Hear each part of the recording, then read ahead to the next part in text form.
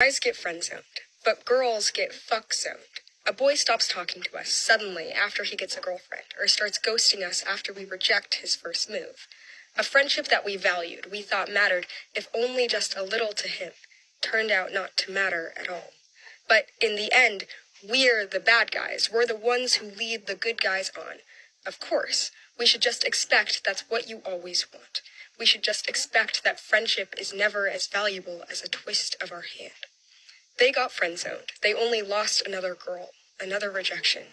But we lost a friend. A man should not feel bad about ending a friendship after he has expressed romantic feelings for you and you don't feel the same, which is okay. Like, if you don't feel the same, you don't feel the same. But that does not mean that that man does not value friendship from females. No, because that man, he probably has enough friends. He's not looking to gain another friend. He's looking for his soulmate. A man should not be shamed when he does not want to put in the energy and effort into another friendship.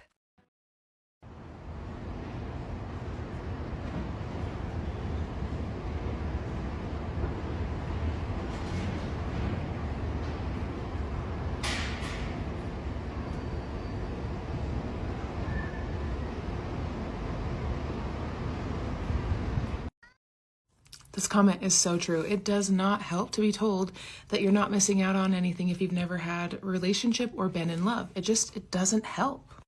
And that second piece, I can have all the self-love in the world. I can be content with myself, but that doesn't give me a person sitting on the couch next to me or a hand to hold or a million other little things that come as a result of a relationship. I've also noticed as I've been talking about this topic that people tend to also say like, well, you're not missing anything because all I've had is bad relationships. And I want to tell those people, I am so sorry that all you've had is bad relationships. I truly am. That has got to be so painful. And I don't know how that feels. But I think we do a disservice to ourselves and other people when we take our experience and make it the whole experience. And I think we tend to do that with a lot of things. I mean, I'm guilty of this in the past as well, is this idea that just because I might not feel a certain way about something, or I might feel a certain way about something, I then make it so that everybody else does as well, or everybody else wouldn't feel a certain way as well. There's so much complexity to being a human being on this planet that just because I haven't experienced something, just because I have experienced something and it's been difficult, doesn't mean that everyone who goes into that situation is going to be difficult. Just because your relationships or the relationships you've seen around you have been traumatic or difficult doesn't mean that there isn't truly love out there. And I think that's just such a hard component for us to understand.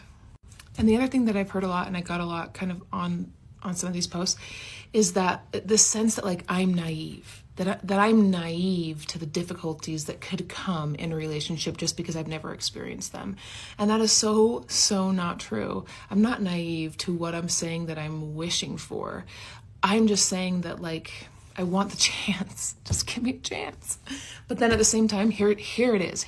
Then at the same time, because I haven't had it for so long, now I'm like terrified of potentially putting myself out there because I've gone through so much trauma in my life that, anyway, okay, all right. So I guess I'll just say like, I'm on a journey. Maybe I'll put myself out there again. The last time I did, my crazy ex-therapist was the one creating a dating profile for me. So maybe I'll put myself out there, maybe I won't. I don't know. Anyway, have a good day. Y'all, when women get rejected, oh, it's deep. I don't know what it is, but we do not handle it well. Actually, I do know what it is, and I'm going to tell you in this video. Women desire to be desired, okay? That is something you're going to see in every woman. She wants to be desired. Some people allow their desire to run them. Some people can harness their desire, but all women deep down want to be desired. And so when she's not desired or does not feel desirable, she takes that internally. I mean, it makes her sad. It can cause depression. It can cause anxiety. It can cause you to feel like you're not good enough. It can cause hopelessness. I mean, it gets very deep. Because of that, I think a lot of women don't put themselves out there. I think it boils down to one simple thing. That as women, we have to accept that looks matter. And we can fight it, we can argue it, but looks matter. And when a man's not attracted to us, it hits deep. Because most men are rejecting you because they're not attracted to you. I was rejected by a guy in the most embarrassing and humiliating way possible, but still a part of me feels like this was my fault, so I need you guys to let me know what you think. One day, I matched with this guy on Bumble who was very, very handsome. He was a documentary filmmaker, curly brown hair, profile said 6'2". At the time, I was going through an identity crisis, so I just so happened to dye my hair back to brunette, although previous to that, I was blonde. I was on this dating app, and unfortunately, I hadn't updated any of my photos to reflect the way that I looked, although the photos that I did have were just like taken 2-3 months ago. It's not like my physical appearance looked that different, it's just that my hair color was very different. So me and this guy are literally talking for 2 days, we're hitting it off, the conversation is flowing back and forth, and most of the time guys will just waste your time and not ask you out on a date, or if they ask you out on a date, they'll ask you to like go for a walk in the park. Days after us matching, we are on a date, I meet him for the first time, he's exiting his car, and he's walking towards me, and as he's walking towards me, I could tell he has like a confused look on his face. And I've been on many dates. I've never been accused of being a catfish. I've never had somebody disappointed when they saw me in real life. In fact, I've had guys tell me that they are surprised and that I actually look better in person, that I look better than in my photos.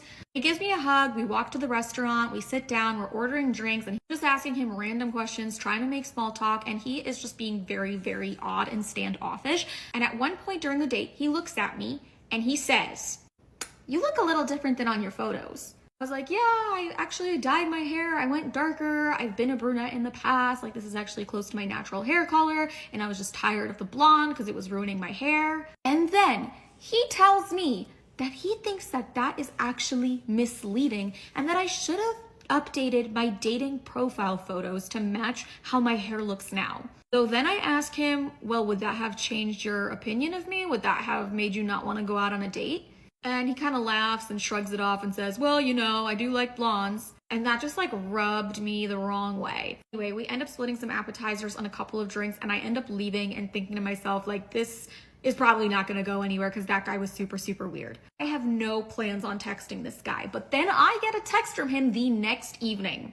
He sends me a whole paragraph that I never even asked for. In his paragraph, he tells me that he thinks that it's not right, that I misrepresented myself on my dating profile, and that if he's being completely 100% transparent, he is into blondes, that is his specific type, and he does not prefer brunettes. I never replied to him. I ended up blocking his number. But guys, there was a part of me that almost got my butt into my car and went to Sally Beauty Supply to get some bleach because I was so insecure at that point. When I look back on it though, did I make a mistake? Did I misrepresent myself? Did I catfish this guy? I don't know. Let me know what you guys think in the comments.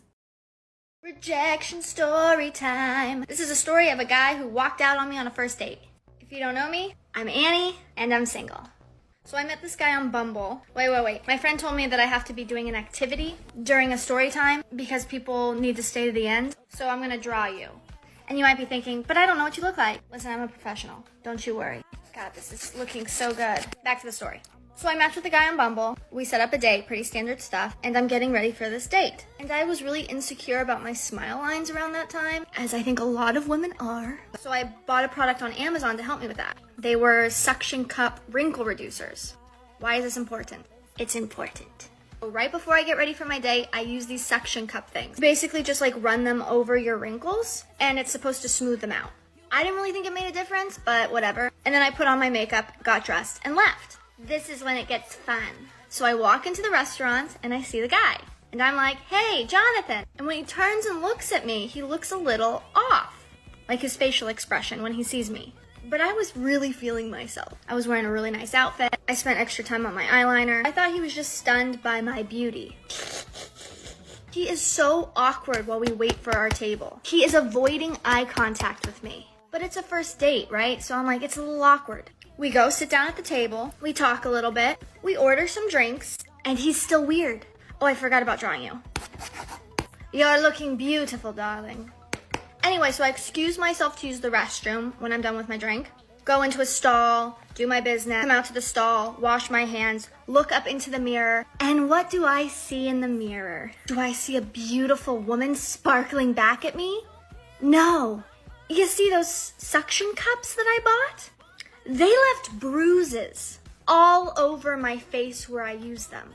Here, here. I essentially had a bruised mustache and goatee. When I go back out to the table, realizing why this man has been avoiding looking at me, he's gone. And the manager of the restaurant walks up to me and tells me that he left and that he only paid for his portion of the tab. For anyone who thinks I'm lying, I'm not. If you're a man, what would you have done? And friends have told me that he probably didn't say anything because he thought it was birthmarks. Oh yeah, you stayed to the end.